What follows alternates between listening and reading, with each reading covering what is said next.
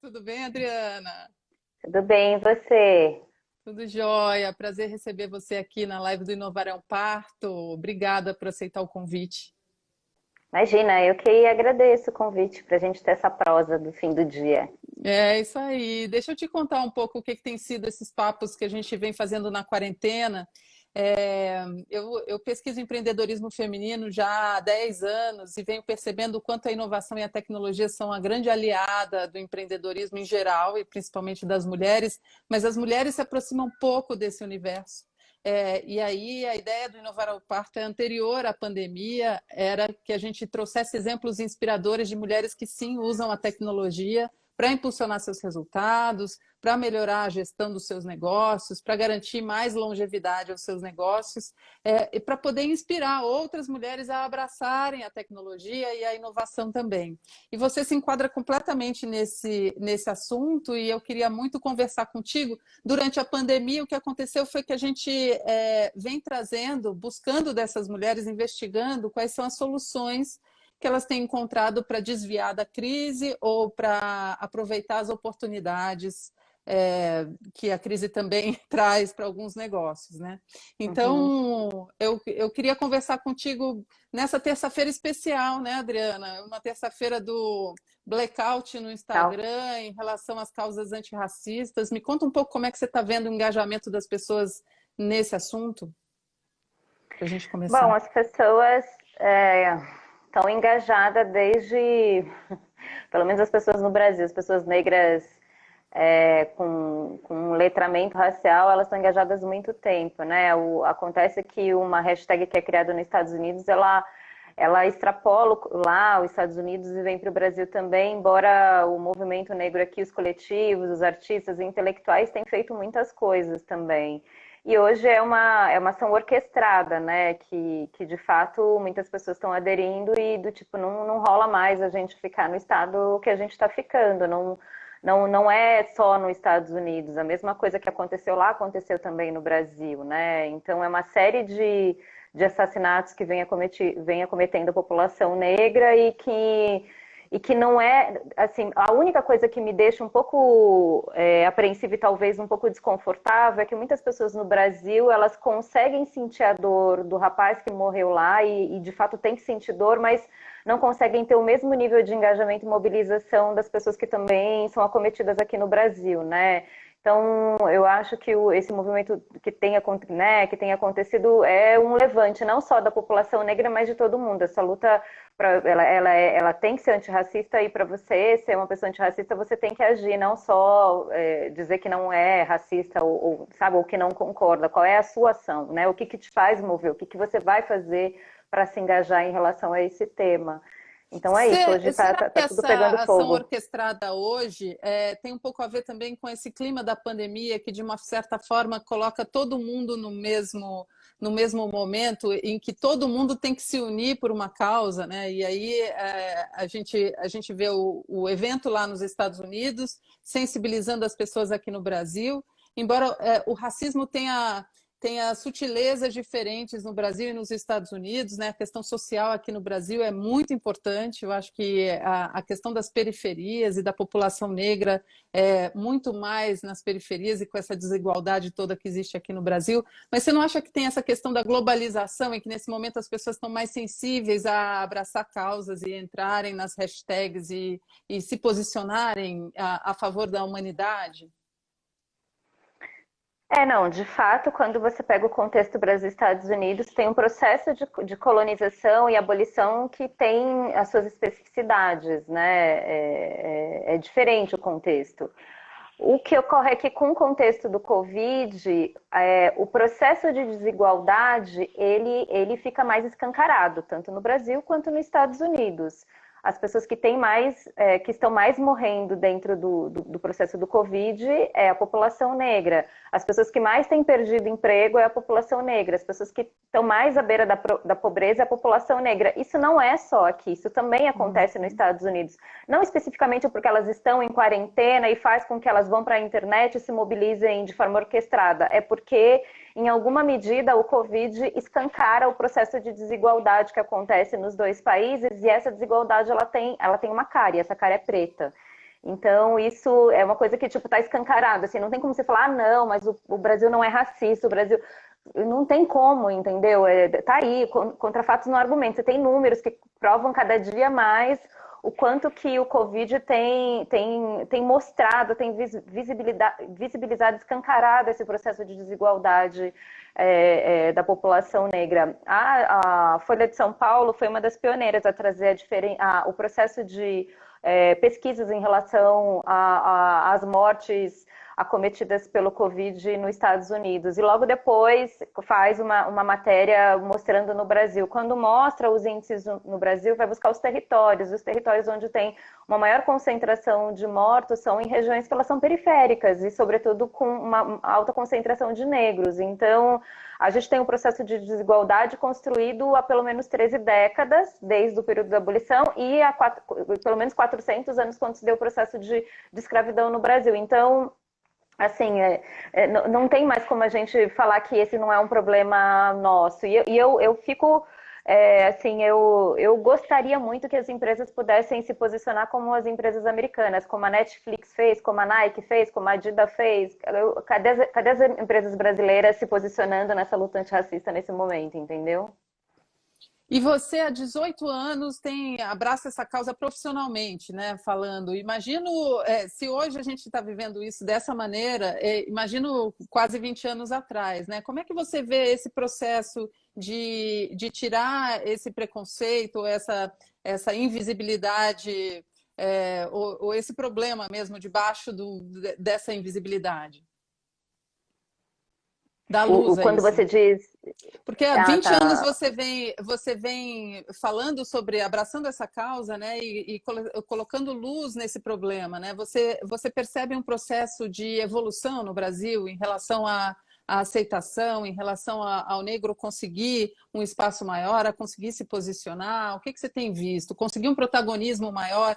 Eu me lembro quando você começou, eu cheguei a ler algumas matérias, você falando que 18 anos atrás, quando você criou a Feira Preta, você via artistas negros participando de todo o processo de criação e na hora de receber o dinheiro não eram eles que recebiam, né? Quer dizer, faltava eles assumirem esse protagonismo. A gente vem conseguindo isso? Cara, assim, não tem como falar que o contexto no Brasil mudou assim muito. Eu acho que hoje para a gente estar aqui conversando sobre isso é um reflexo disso, entendeu? A população negra ser maioria, isso aconteceu nas 2 últimas décadas e a gente só chega na maioria por um processo de autodeclaração. E quando esse processo de autodeclaração ele é visível, né? Isso aparece no IBGE, aparece nas pesquisas institucionais, começa a mudar também o ponteiro em relação às empresas, falando, bom, se o Brasil mais de 50% é de negros, eu não estou produzindo, ou eu não estou olhando para essa fatia da população e eu preciso criar coisas para atender a demanda de consumo dessa população, seja com produtos e serviços, seja com uma narrativa, com uma comunicação que dê visibilidade. Desse ponto de vista, eu acho que a gente pode dizer que mudou muitas coisas. Hoje a gente fala de diversidade dentro do contexto corporativo. É muito difícil uma empresa hoje não ter nenhum tipo de... As grandes empresas, né? Não tem nenhum tipo de programa de equidade racial, de inclusão.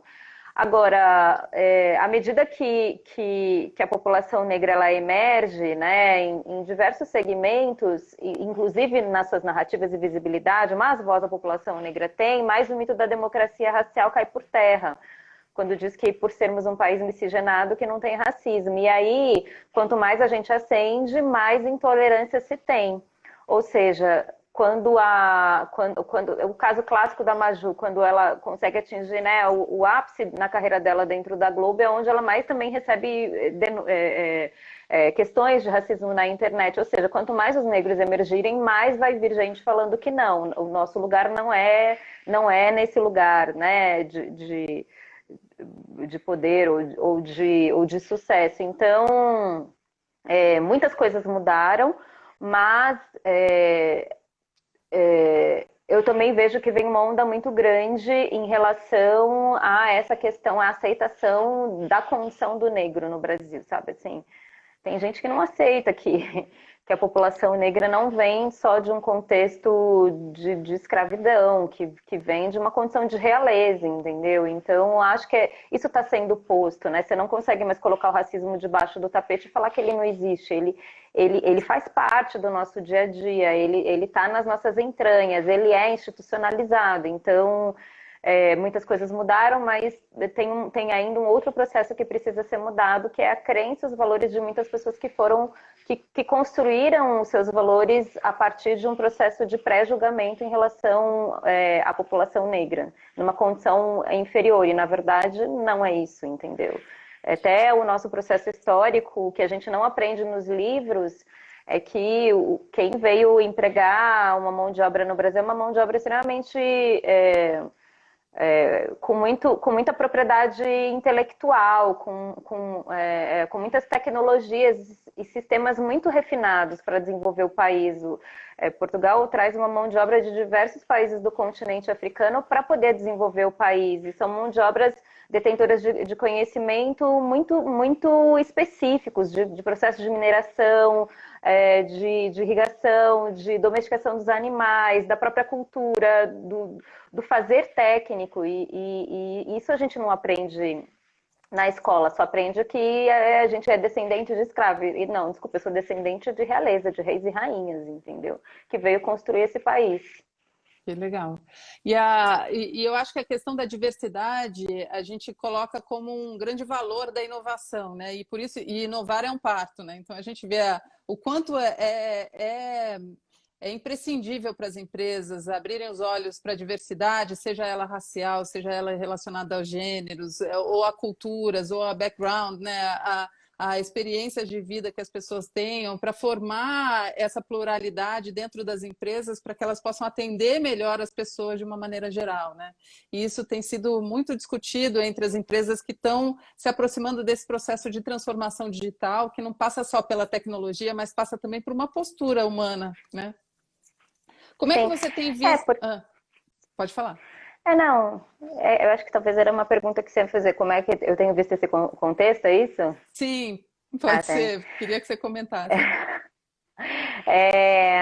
Assim, o Brasil, ele é um país com muitas complexidades, né? Porque ele tem essa base, é um país né, que veio de um processo de colonização dos portugueses, e ele foi construído em cima disso, e que faz a gente ter muitas desigualdades, e aí faz com que o país seja muito complexo para resolver. Você não usa o mesmo sistema e universaliza para todo mundo, porque você não é um país que tem na sua origem a igualdade. Isso não faz parte do nosso país. Então, as empresas, quando criam soluções para atender as demandas da sociedade, ela precisa entender que essas demandas elas vêm de processos de complexidade. E a diversidade, quanto mais diversa a empresa mais ela tem condição de resolver essas complexidades, entendeu? Porque não é uma única matriz, ela tem várias matrizes. E aí você precisa de pessoas que entendam essas diferentes matrizes para poder criar as soluções mais assertivas para cada uma delas. Então, por isso que a inovação, ela tem como premissa você ter essa pluralidade, sabe? Você conseguir trazer conhecimentos diferentes, pessoas diferentes, experiências de vidas diferentes para poder chegar a soluções mais factíveis diante das inúmeras complexidades que o Brasil tem, entendeu? E aí só sai à frente, só consegue avançar aquelas empresas que entendem esse processo e colocam isso como premissa no seu processo de produtividade. Aquelas que ficam aí, muito ainda nos valores antigos, elas não vão conseguir. Elas não vão conseguir resolver essas complexidades, entendeu? E aí, só voltando ainda, eu já ia até partir para uma outra pergunta, mas eu percebi que deu uma pausinha aqui no seu sinal. Esse processo, muitas vezes, a porta de entrada são as questões das cotas, né? As cotas são uma porta de entrada para garantir essa pluralidade dentro das empresas, né? Não só as cotas, porque uma empresa ela não pode falar que ela é diversa porque ela tem negros no seu time de colaboradores. Uma empresa ela é diversa quando a diversidade faz parte da cultura da empresa. Então, é a forma como ela comunica, é como ela pensa o seu investimento social privado, que são os patrocínios, as doações, suas filantropias, é como ela desenvolve os produtos, é como ela olha para a cadeia de valor, como ela olha para o seu impacto social.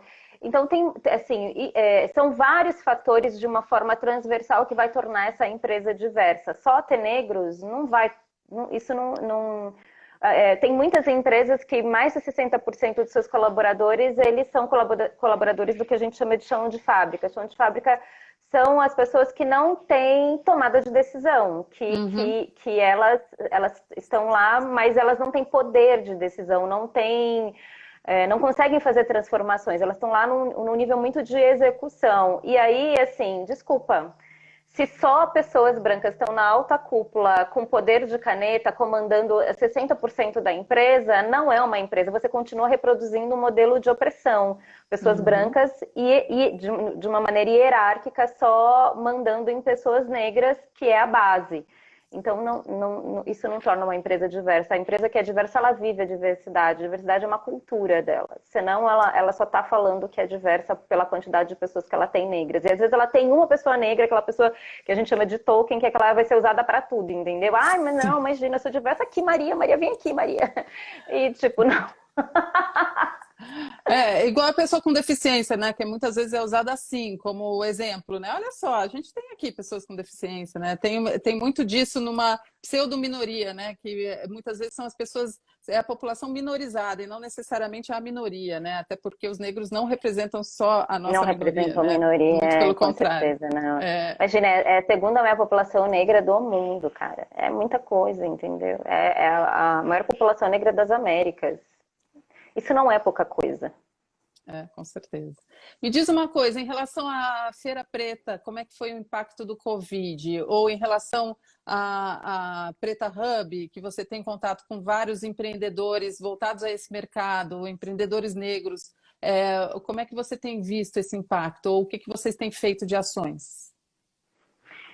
Bom, desde março a feira tem olhado para essa questão do Covid, né? E junto com mais 5 organizações, a gente criou um fundo, chama Fundo de Emergências Econômicas. Então tem a Feira Preta em São Paulo, a Afrobusiness em São Paulo, a Agência Solano Trindade de São Paulo, a Vale do Dendê de Salvador e a Favela de Belo Horizonte. Essas 6 organizações têm uma relação com empreendedores em seus territórios. E a gente tem recebido pedido de ajuda dessa rede de empreendedores e a partir daí a gente se junta e cria um fundo de recursos para apoiar os nano e microempreendedores em mais de 10 regiões. Tem uma faixa específica de empreendedores que são mulheres, dentre elas tem um grupo específico de 50 a 100 anos, tem mulheres de diversas regiões do país e a gente tem feito um processo de repasse de recursos. A gente tem doado bolsa com valor que está recebendo por 3 meses. Além disso, tem uma terapeuta cognitiva, que é a Beatriz, que tem feito o processo de acompanhamento com essas mulheres. A gente tem tentado olhar para o suporte para o empreendedor, não só na perspectiva do que o negócio precisa. Do Porque profissional. às vezes é o também. que a pessoa precisa. Ela tem comida para comer em casa, ela está conseguindo pagar as contas, como é que está a família, como é que está a cabeça. Então, hoje a gente tem buscado recursos para apoiar as diferentes dimensões de suporte a essa pessoa e ao negócio. E a gente tem uma outra parceria que é com o Instituto Afro-Latinas de Brasília, em que a gente criou uma plataforma chamada Latinidades Pretas, que tem apoiado especificamente mulheres negras na área da economia criativa. Então, a gente tem desde arquiteta até poetisas que têm produzido conteúdo, e esses conteúdos a gente está dando visibilidade, trabalhando na perspectiva do marketing digital, fazendo escoar essa produção e também está apoiando com bolsa. E E o interessante desse do Latinidades Pretas foi que a gente recebeu inscrições de mulheres de 9 países da América Latina. Então, tem mulheres da Bolívia, da Colômbia, de Cuba.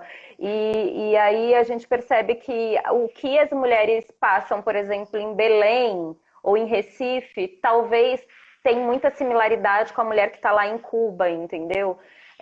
A questão da diáspora, da desigualdade na diáspora é muito forte.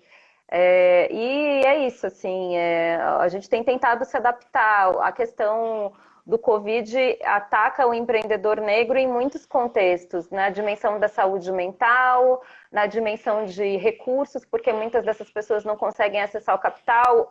O governo trouxe mecanismos de apoiar o pequeno empreendedor, mas um dos critérios do governo é que o empreendedor não tenha restrição de crédito. A gente está com Covid desde março, a gente está em maio. É muito difícil você hoje ter pessoas que não tenha inadimplência, entendeu? Então, esse não pode ser uma linha de critério, porque essas pessoas não conseguem recorrer ao crédito. A outro contexto que a gente está olhando também é para o processo de digitalização e letramento digital, porque tudo você tem que digitalizar os seus negócios, você tem que digitalizar, mas assim, a gente tem uma internet para todo mundo e boa, né? Às vezes tem regiões que é uma antena que vai atender um povoado. E você vem nos centros urbanos, por exemplo, em São Paulo, que é uma antena por bairro. Então, você não consegue garantir uma infraestrutura que permita que o empreendedor vá fazer só o processo do digital.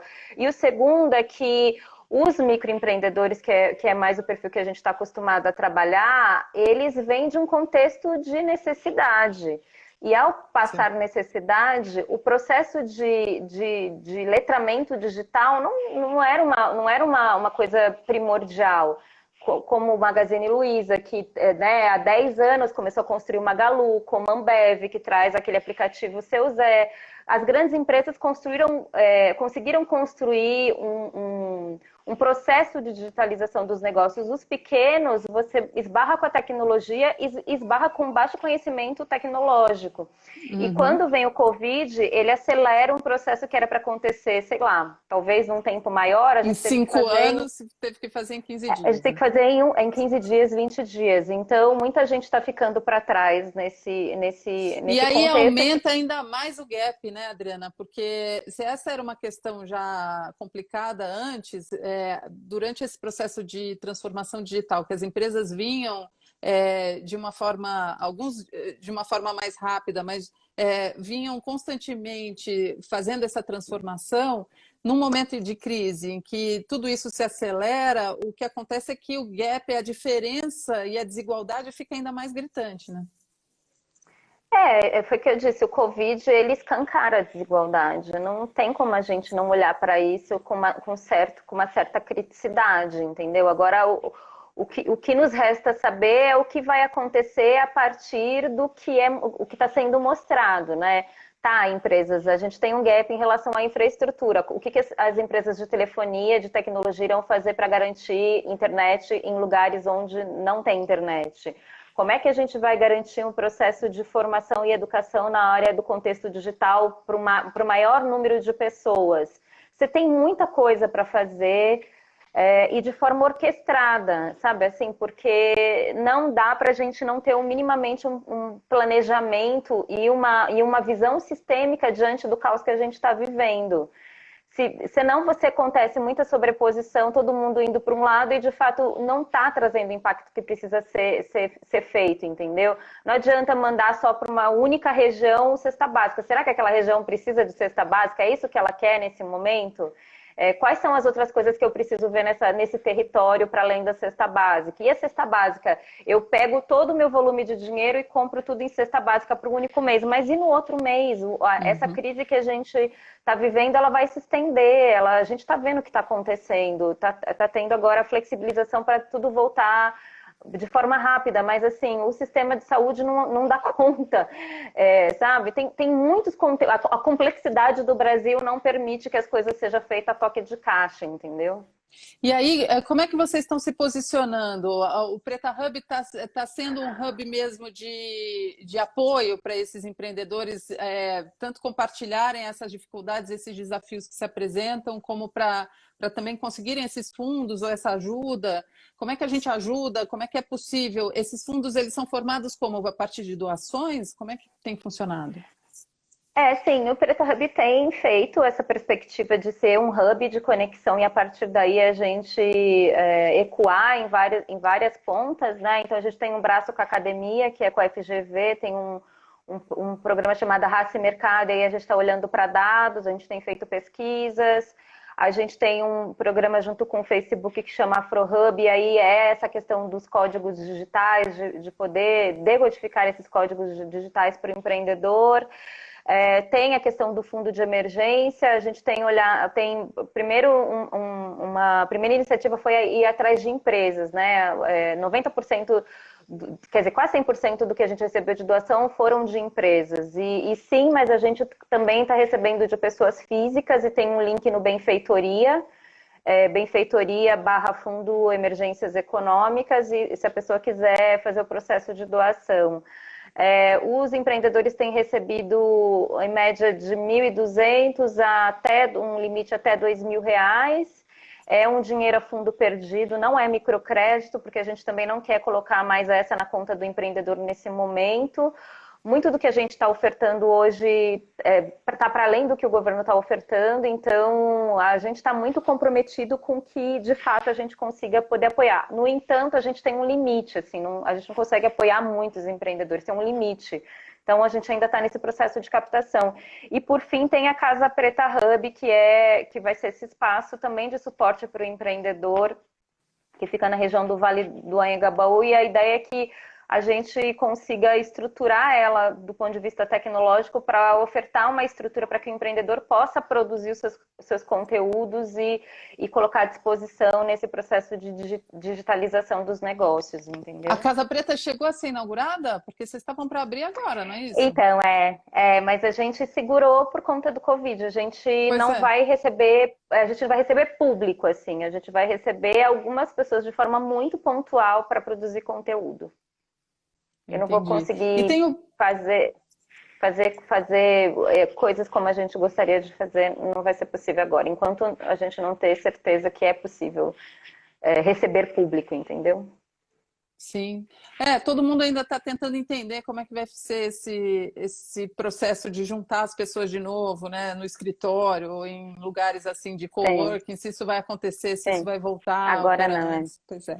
Tá todo mundo nesse processo pensando o que eu vou fazer com a minha empresa, né, com o meu escritório, vou continuar em casa e tal. E o projeto Afromáscaras, que eu estava olhando no site de vocês? Então, o Afromáscara Feira é só um parceiro técnico. A gente tem apoiado o projeto com obtenção de matéria-prima e recursos para apoiar vários empreendedores negros em diversas regiões que têm produzido máscara para doação e para comercialização. Então, o papel do Instituto Feira Preta, por ser uma figura jurídica, é essa ponte com as organizações sociais, com quem queira doar para uma organização. E a feira pega esse recurso, essa matéria-prima, e doa para quem está produzindo máscaras, para fazer doação, para elas produzirem para doação ou para comercialização. Inclusive, o Feira Preta é um instituto, Adriana? A Feira Preta é um instituto desde 2009. No ano passado completou 10 anos. E a Feira Preta em si, o evento, o festival, no ano passado completou 18 anos. Né? Vocês fizeram a última edição em 2019, em dezembro, não foi isso? Isso. No Memorial da América Latina. E aí, a ideia é que seja anual. Bom, até dezembro vamos ver como é que as coisas ficam, né? Como é que é? Vocês costumam reunir quantos expositores, quantos empreendedores? Como é que funciona isso? Ops! A gente, em média, no ano passado a gente recebeu 170 empreendedores de diversas regiões do país. Como a gente tem um programa de formação chamado Afrolab, a gente rodou 10 estados. Então, a gente recebeu expositores de diversos lugares do Brasil e também de outros países. Mas no ano passado foram 170, é uma média que a gente está acostumado a receber de empreendedores. Esse ano eu não sei se vai ter Feira Preta nesse formato presencial. Pode ser que a gente vá para um formato online até as coisas conseguirem ir mudando, né? A gente também não quer colocar em risco a vida das pessoas, entendeu? Então, a feira, da mesma forma que eu estou falando dos empreendedores que estão nesse processo de digitalização, a gente também tá aprendendo como é que a gente se digitaliza. A gente não se preparou para esse momento. A gente não nasceu no contexto digital, não. Pois é. Imagine Não, 2 décadas atrás, isso né? está acontecendo completamente com o mercado de eventos, né? Está todo mundo repensando como é que vai fazer a partir de agora. Eu estava conversando com um criador de uma série de eventos de inovação e que normalmente acontece no segundo semestre. Ele está pensando em criar um evento inteligente que mistura o evento presencial, então para poucas pessoas. Então a ideia dele é fazer se for possível, né? Em outubro, normalmente, o evento dele, então fazer para menos de 50 pessoas, com algum distanciamento possível, medidas de segurança, e também aquele mesmo evento com algumas outras experiências online para quem estiver em casa. Só que no caso dele, é uma série de palestras e discussões, não tem comercialização de produto, não é uma coisa de produto, né? De exposição, que é o caso da Feira Preta, né? Mas a gente já está estudando novos modelos. A gente está em parceria com uma organização americana que chama Black Technology, que está ajudando a gente a refletir qual é o melhor modelo, a melhor plataforma, como é que a gente migra do offline para o online, assim. A feira é um ponto de encontro, ela tem a questão, a essência dela ela é física, é as pessoas se encontrarem, se abraçarem, celebrarem. Mas, ao mesmo tempo, a gente também vai ter que descobrir novas formas de celebração. E é isso, depois do Covid, a gente não volta para o velho mundo, a gente está Pois construindo é. novos mundos, né? Novas experiências, novas formas de se relacionar, né? E você está otimista ou não em relação a esse novo mundo que se apresenta aí, esse novo normal? Cara, assim, cada dia é um dia, né? Tem dia que eu tô mais animada e uhul, vai dar tudo certo, e tem dia que eu falo, putz, meu Deus, o que que vai acontecer? Socorro! Cara, assim, a sensação que eu tenho é que a gente não voltar para um mesmo modelo vai fazer com que a gente descubra novas formas de se relacionar. E aí eu estou falando no nível muito subjetivo e individual. Cada um de nós vai ter que descobrir sua verdade, seus limites. Tem um processo de autoconhecimento que vai ter que ser feito por cada uma das pessoas para a gente chegar nesse poder coletivo, entendeu? Nessa transformação coletiva. Para eu poder me engajar coletivamente, eu vou ter que saber quais são os meus limites e e o que eu entrego de melhor para esse novo mundo, entendeu? Mas Qual é o seu isso todo propósito, o meu papel, é né, nesse mundo tem um pouco disso. O que que eu posso de fato fazer alguma o que eu diferença? o que que eu vou poder fazer? Porque é um mundo que ele não. O bom e velho capitalismo, né? O bom e mau e velho capitalismo, ele não vai poder ser dessa forma que a gente faz, voraz. Não vai. A gente vai ter que descobrir novas práticas de economia circular, entendeu? Vai ser do pequeno, do artesanal, vai ser do que eu converso com você, não vai ser, não sei se vai ser das grandes massas, entendeu? Então, tudo vai mudar e vai ter um novo formato. E a partir disso como eu vou me relacionar, como eu vou me adaptar para esses novos formatos. E o que eu vejo é É, isso. Pode ser bom, eu acho que pode ser bom. Eu tô otimista partindo desse princípio de que todo mundo vai ter que se rever, entendeu? eu acho que a gente está vivendo um momento de adaptação, que é isso, é aprendendo a usar as novas tecnologias, aprendendo a adaptar os nossos negócios a esse contexto diferente que não foi como ele foi criado, né? Então, uma feira que é criada para promover esse encontro que nesse momento é impossível de acontecer. Então, como é que a gente nesse momento se adapta e acaba criando uma coisa nova diante disso, né? Isso é interessante. O Sim. problema é a recessão econômica, a recessão social que acontece diante disso, o desequilíbrio emocional de muita gente, né? Mas esse momento de reflexão, acho que em alguma medida era bem necessário, né? Para a gente É, se conhecer, e, né? E eu acho que a gente precisa falar de uma dimensão mais humana, a gente não está falando sobre isso. Eu acho que não é à toa, eu sou muito espirituosa, não é à toa que Uhum. tem um Covid que ele é global e que faz com que você fique em casa e você vai ter que se relacionar melhor com a sua filha. Você vai ter que conhecer com profundidade a sua filha, que ela não está o Não, dia ou inteiro seu na escola. companheiro, ou sua É, companheira, sim. né? Porque eu acho que as relações sociais e afetivas estão muito em jogo nesse momento das pessoas se depararem realmente com o que, que elas estão trancadas em casa, né? E qual é o combinado que elas têm em relação à parceria, em relação a respeito, né?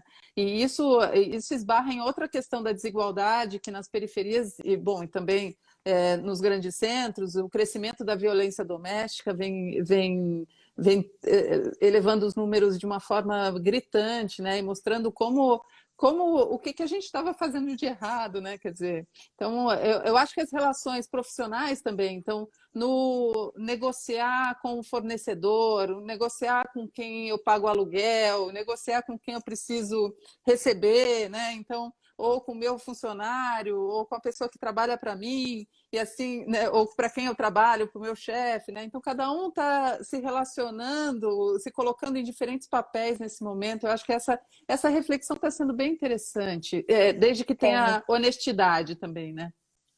Sim, é por isso que eu acho que parte de um contexto individual para ir para o coletivo, porque é onde eu consigo mostrar minha vulnerabilidade. É onde se escancara para o mundo os processos de desigualdade. Tudo isso que está acontecendo está escancarado. Você não tem como você não olhar e não refletir sobre isso ou fazer alguma coisa. Hoje eu estava participando de um processo de curso e de um compartilhar com outros empreendedores sociais e uma moça que trabalha com autismo, ela é uma empreendedora específica para suportar pessoas autistas, ela estava falando que nesse período de quarentena que muitos autistas têm sofrido também violência doméstica. Então, assim, você fala, cara, realmente a que ponto que a gente está chegando, entendeu? Tem uma dimensão humana tão forte, num nível tão profundo, que não tem como a gente não considerar e não chamar atenção para as coisas que estão acontecendo, que tudo isso que está tendo de desigualdade vai depender muito de um processo individual, por exemplo, dos políticos, que eles vão ter que, em alguma medida, ser tocado para falar, filho, tu vai ter que fazer alguma coisa, tu vai ter que parar de roubar e, de fato, fazer alguma coisa, entendeu? É quase que um despertar do consciente individual para um consciente coletivo para poder lidar com a complexidade que se apresenta. De fato, a gente está num momento muito difícil, mas muito difícil mesmo. Mas eu tendo a olhar para essa dimensão humana, que a gente possa ser tocado em alguma medida, a gente conseguir passar por esse novo momento de forma mais humana, sabe? Eu tenho conversado com muita startup, porque aqui a gente fala com fundadoras de startup, com influenciadoras digitais e com empreendedoras que usam a tecnologia de alguma forma para impulsionar os seus negócios. E as startups, elas se deparam, sempre elas resolvem um problema e o objetivo delas é conseguir escalar a solução que elas encontram para resolver aquele problema. E nesse momento, a escala está sendo colocada em xeque, né? Porque será que faz sentido a gente escalar? Né? Será que faz sentido ou a gente precisa olhar mesmo para o indivíduo, né? Para o pequeno e resolver ali questões realmente mais ligadas a essa humanidade, né? Interessante isso. Eu acho que quando você olha no nível mais macro, tudo vai ter que ser revisitado, não só as startups, os negócios sociais, os filântropos, tudo vai ter que, tudo é colocado em xeque. Por exemplo, eu estou no tema de negócios de impacto social. A gente Uhum. nunca viu tanto investimento como está tendo agora, tanta doação. A gente, da década de 80, era a década da filantropia, da campanhas para fome, Betinho, grande expoente da década de 80 em relação à filantropia, das organizações doarem recurso para as mazelas da sociedade. Com o tempo, isso foi mudando, a gente começa a falar de negócios de impacto social, e as empresas investindo em criar soluções e gerar lucro, entendeu? Só que chega num contexto que não tem como hoje a filantropia chegar na ponta se não tiver as lideranças comunitárias, se não tiver as organizações sociais. Ela não vai conseguir chegar na base. Para ela fazer uma doação, vamos doar 10 mil cestas básicas. Ok. Para qual comunidade? Quem são essas pessoas e como é que essa cesta básica vai chegar até essa região? São várias questões. Ou será que é a cesta básica que essa região precisa, né? Também precisa, tem essa, exatamente. Porque às vezes você está tão distante daquela realidade que você não sabe, você entrega a cesta básica, a pessoa não tem o gás, né? Enfim. E aí você precisa desses líderes comunitários, você precisa desses empreendedores sociais para que de fato entendam quais são os problemas, né? Quais são as necessidades, né? E onde eu mais estou vendo inovação, e também porque eu estou nessa bolha de negócio de impacto social, são dessas lideranças comunitárias, dessas organizações que atuam na ponta, são de pessoas comuns que têm feito processos muito sistêmicos dentro dos seus territórios, o que tem acontecido em Paraisópolis e que tem acontecido no Complexo do Alemão. Qual é a melhor forma de comunicar sobre a Covid?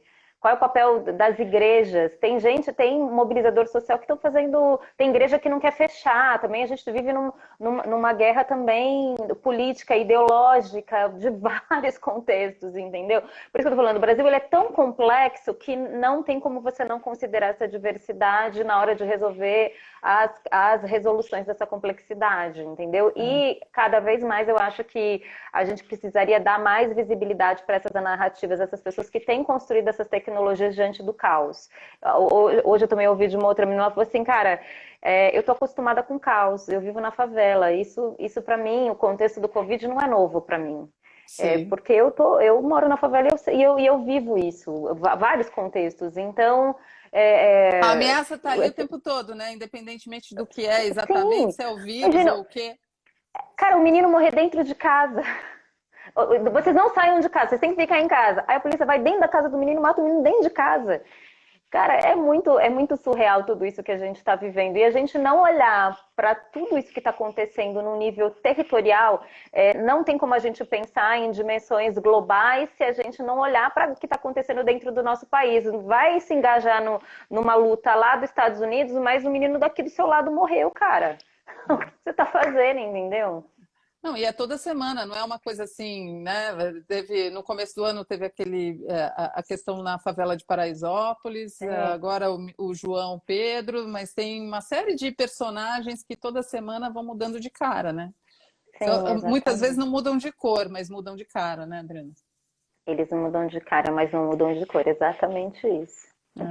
Agora, você acha que as empresas, porque essa é uma transformação que a gente vê acontecendo, das empresas estarem mais engajadas, estarem mais ou percebendo a sua responsabilidade societal, que é mais do que social, né? Então, algo mais estruturado mesmo, para elas poderem participar, sem esperar do governo, porque eu acho que aqui no Brasil a gente já se deu conta que não é de lá que vem, independentemente de quem está no poder, mas a gente, das empresas arregaçarem as mangas e abraçarem algumas causas importantes humanitárias.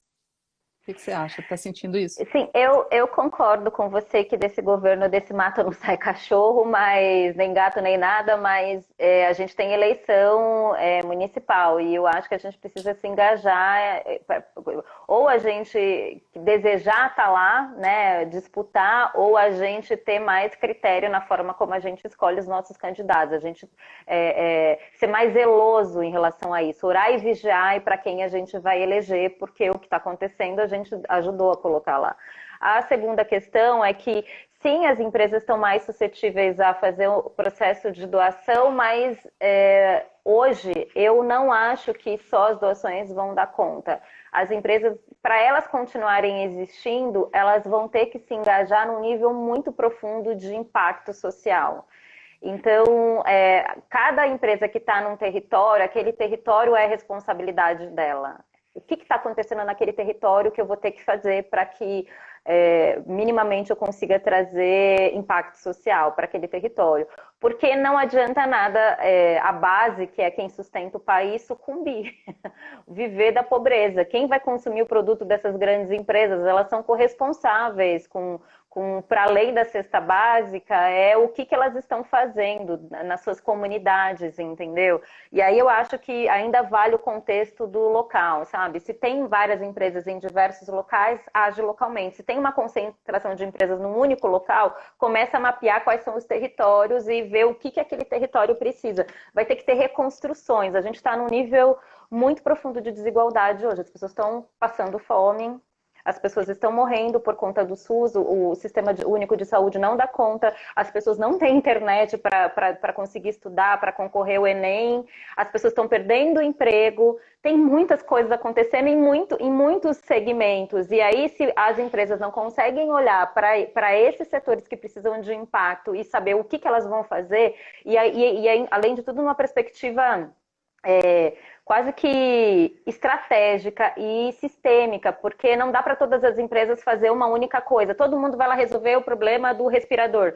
Tá, tipo, tu vai do respirador, você vai de outras coisas, entendeu? Vamos dividir aí, ver quem pega uma parte para poder dar conta do todo. Senão fica sobreposição da sobreposição e não resolve nada. O mínimo de estratégia precisa ter. E aí as empresas não terem vaidade, vamos ter que trabalhar junto, sabe assim? Não tem disputa de marca nesse momento. Para reconstruir o país, meu bem, não é só visibilidade de marca. A gente vai ter que trabalhar junto, entendeu? É isso aí, juntos somos um só. Esse é o tema da campanha da ONU, né? Que eu achei Sim. incrível, adorei o clipe da música, que é a Isa que canta. Ontem até postei aqui, porque eu achei um barato. Eu prometi te liberar até 10 para as 6. Pronto, promessa cumprida. Vou te liberar e te agradecer demais esse papo. Adorei as reflexões. Muito obrigada pelo seu tempo, pelas suas palavras e muito bacana o que a gente conseguiu aqui conversar nesses 50 minutos. Obrigadão, viu, Adriana? Um prazer te conhecer. Eu que agradeço, Patrícia, essa prosa que a gente teve. Agradeço as pessoas que entraram aqui. Eu não consegui ler todas, assim, as pessoas que foram colocando coisas, mas foi muito massa. Agradeço a todo mundo que pôde acompanhar a gente. Obrigada. Vai ficar salvo sim, olha só, tem gente perguntando. A gente vai, bom, por 24 horas fica aqui no Instagram e depois a gente salva no canal do YouTube da Prosa Press.